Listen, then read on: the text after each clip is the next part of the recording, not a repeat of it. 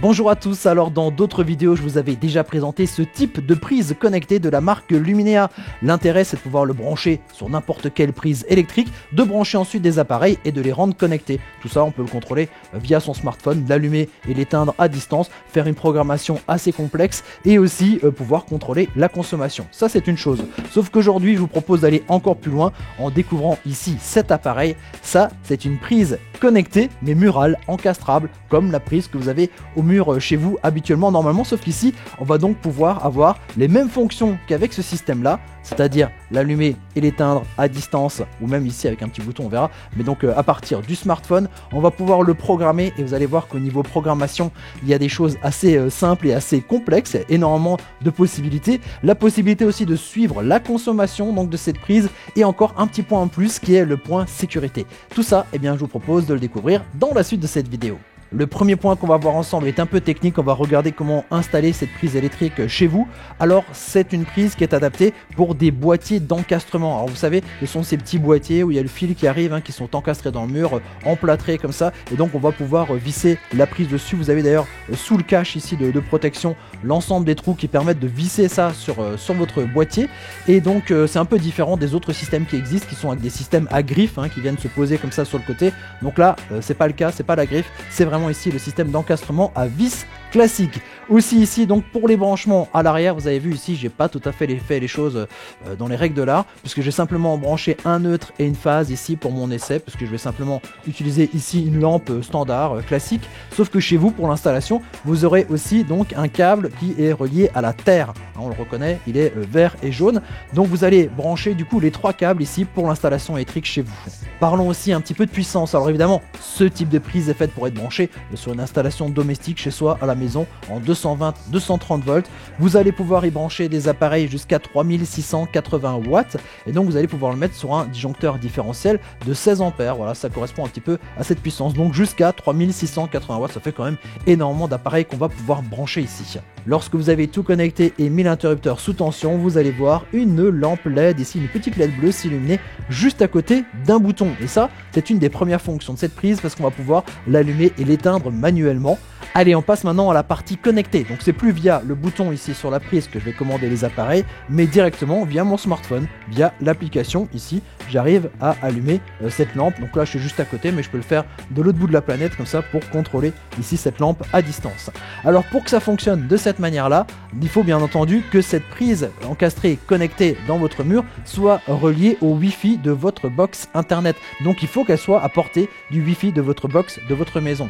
Alors si vous avez la prise qui est pas très loin de la box, ça fonctionne très bien. Par contre, si vous avez une grande maison ou si vous avez des étages et c'est un peu compliqué, il va falloir peut-être penser à installer des répéteurs, c'est-à-dire des appareils qui vont récupérer le signal Wi-Fi de votre box internet pour le ramener un petit peu plus loin, pour l'étendre, voilà, un petit peu plus loin. Le temps de l'installation, il faudra que votre téléphone soit aussi connecté à ce Wi-Fi de votre box. Par contre, après, évidemment, vous pouvez vous déconnecter et le contrôler à distance depuis le monde entier. Du côté du smartphone, il va falloir installer une application et celle qu'on vous conseille s'appelle Elysion. C'est une application qui est gratuite, qui existe en version iOS et en version Android. Alors l'intérêt de ce type d'application, c'est que c'est une application de domotique généraliste. C'est-à-dire plutôt que d'avoir une application par appareil ou par type d'appareil, vous avez une seule et même application qui contrôle comme ça des milliers d'appareils différents et on peut aussi donc les associer ensemble, les faire travailler ensemble, créer des automatisations assez complexes. Alors ce qui est intéressant aussi au niveau d'Elysion, c'est que c'est compatible avec les systèmes Tuya, les systèmes Smart Life, Google Assistant ou Amazon Alexa. Sur la page principale, vous allez avoir un gros bouton avec la précision ici, si la prise est éteinte ou allumée. Et regardez, si on appuie ici sur le bouton, à ce moment-là, ça allume la lumière. Et là, vous voyez allumer. Alors là, évidemment, je suis juste à côté, mais imaginez, vous êtes très loin. Vous savez si la prise est active ou pas en voyant allumer, éteint. Alors là, évidemment, on l'a ici en direct. Ça, c'est le basique, pouvoir allumer et éteindre la prise. Ensuite, on va pouvoir aller sur une partie déjà de programmation. Donc ça, c'est sur la partie en bas. Regardez les trois possibilités qu'on a. Ici, donc en mode minuteur. Et sur le minuteur, alors, on va avoir le minuteur classique, c'est-à-dire que lorsque vous allez l'activer, c'est un petit peu comme le minuteur de cuisson pour faire cuire vos pâtes. Si vous dites, voilà, la lumière doit rester allumée ou l'appareil doit rester allumé pendant 1h17, voilà, vous programmez ça et ça se fait de cette manière-là.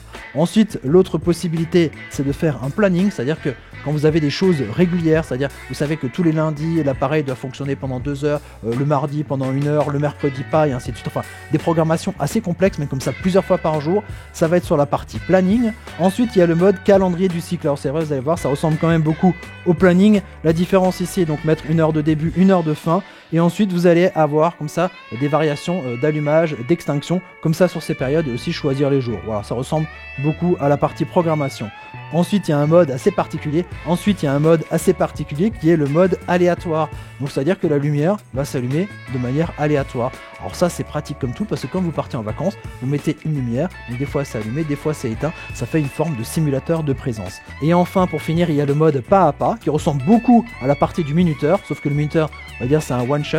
Et ici, pas à pas, c'est-à-dire que chaque fois que vous allez en fait lancer ici cet interrupteur, il va fonctionner pendant un certain temps et puis s'éteindre systématiquement pendant la même durée. Ça ressemble beaucoup à l'interrupteur qu'il y avait à l'époque, vous savez, avec le minuteur intégré. On savait qu'il y avait 10 secondes ou 15 secondes ou 20 secondes et ça tournait et ça s'éteignait donc à chaque fois. Voilà ce type de mode. Donc tout ça, ce sont des modes intégrés ici à la prise. Mais vous savez qu'avec les appareils connectés, on peut comme ça aller beaucoup plus loin en créant des scénarios, c'est-à-dire en disant que si la lampe ici est allumée, eh bien on va pouvoir contrôler un autre appareil, ou au contraire, si la caméra détecte un mouvement, à ce moment-là la prise se met en fonction et ça lance des choses comme ça. Voilà, ça c'est la partie scénario, l'intérêt aussi de ce type d'application de domotique généraliste. Nous on revient un petit peu en arrière. Autre fonction hyper intéressante au niveau de cette prise connectée, c'est de pouvoir consulter l'énergie utilisée, enfin plus précisément la consommation. Alors ça se passe au niveau des menus en bas, on peut donc accéder à la consommation mensuelle et on peut même rentrer dans les détails mois par mois pour voir ce qu'on consomme donc jour par jour. C'est des données assez précises, donc uniquement donc concentrées sur cette prise là. Voilà, on a vu à peu près les fonctions de cette prise connectée. Alors n'oubliez pas de vous abonner à notre chaîne, de mettre un petit j'aime et moi je vous dis à très bientôt pour découvrir d'autres objets techno. Allez, ciao ciao.